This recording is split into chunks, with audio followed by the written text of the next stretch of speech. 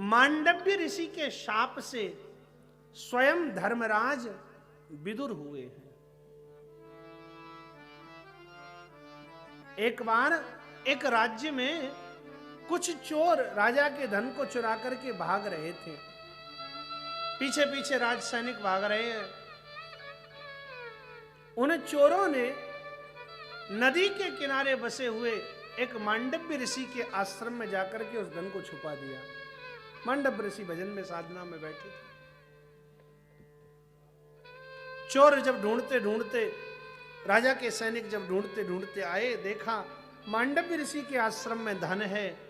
मांडव्य ऋषि को चोर समझ करके वो राजा के सेवक राजा के पास मांडव्य ऋषि को बंदी बना करके पकड़ कर ले गए। और तब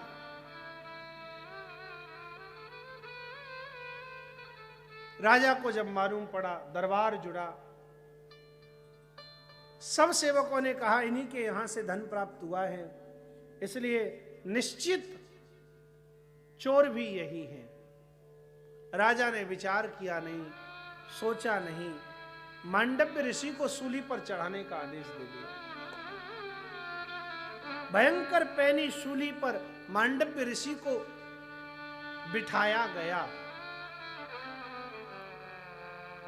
और उस शूल का थोड़ा सा भाग मांडव्य ऋषि के शरीर में प्रवेश किया। लेकिन जब शूली पर बैठने के बाद भी मांडव्य ऋषि के जीवन में कोई परिवर्तन नहीं हुआ, तब राजा ने सोचा निश्चित ये महात्मा कोई दिव्य महात्मा है, मुझसे कुछ भूल हुई है। शूली से उतारा गया मांडव्य ऋषि को। मांडव्य ऋषि राजा से कुछ न कहे, सीधे गए उसी शरीर से धर्मराज यमराज के पास में। देखो, यमराज और धर्मराज दो नहीं है, एक ही है। धर्मात्माओं को उनके पुण्य का फल देने के लिए वो धर्मराज हैं और पापात्माओं को उनके पाप का फल देने के लिए वही यमराज हैं।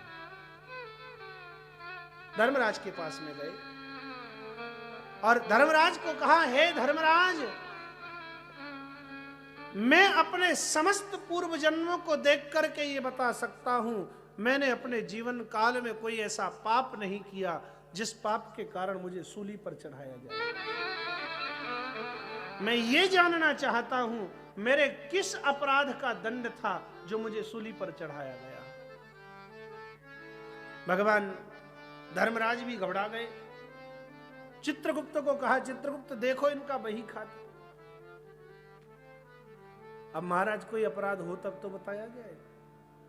लेकिन यमराज भी डर गए हैं। धर्मराज मन में सोचे यदि कुछ न बताया तो ऋषि नाराज होकर के श्राप दे डालेंगे और पूरी यमपुरी को भस्म कर देंगे।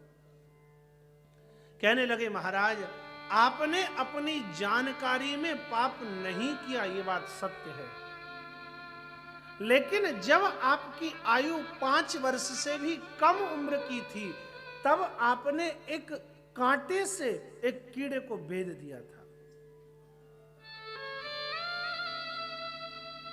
और आपको उसका दंड सूली पर बैठ करके भुगतना पड़ा। नाराज हो गए मांडव्य ऋषि। कहने लगे, धर्मराज तुम मूर्ख हो, तुम नहीं जानते शास्त्र की व्यवस्था। 5 वर्ष से कम उम्र का बालक यदि कोई अपराध उससे बन जावे तो उस पाप की सजा उस बालक को नहीं, उस बालक के माता पिता को दी जाती है, क्योंकि बालक का कोई अपराध नहीं है, वो कुछ जानता नहीं है। वो तो अग्नि में कूद पड़े, नाग से खेलने लगे, महाराज कुछ भी कर सकता है बालक, अबोध है। लेकिन जो माता पिता उसे ऐसी अवस्था में छोड़ दिए, अपराध का दंड उन्हें मिलना चाहिए। और यदि बालक को भी दंड देना हो तो 5 वर्ष के बालक ने, 5 वर्ष से कम के बालक ने यदि कोई अपराध किया है तो उसका दंड, उस दंड की सजा उसे स्वप्न में दी जाती है, प्रत्यक्ष में नहीं। धर्मराज तुमने भूल की है, तुम इस धर्मराज के पद पर बैठने के लायक नहीं हो, इसलिए जाओ, तुम्हें पृथ्वी पर जाना पड़ेगा। और तब एक ही काल में, ध्यान देने की बात यह है, एक ही काल में धर्मराज 3 जगह अवतरित हुए हैं। प्रत्यक्ष रूप में तो हम सब जानते हैं कि धर्मराज युधिष्ठिर के रूप में प्रकट हुए।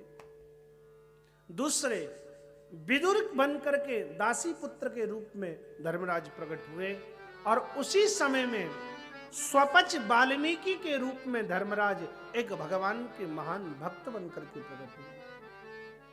स्वपच वाल्मीकि की भक्तमाल में बड़ी प्यारी कथा है। आज समय का अभाव है इसलिए मैं उस प्रसंग में नहीं जा रहा, लेकिन कभी अवसर मिला तो भक्तमाल का गान करने का अवसर कभी मिला तो वो चरित्र सुनाऊंगा। बड़ा प्यारा चरित्र है। ऐसे भगवान के भक्त स्वपच वाल्मीकि तो 3 जगह अवतार हुए धर्मराज के, और वही ये विदुर हैं।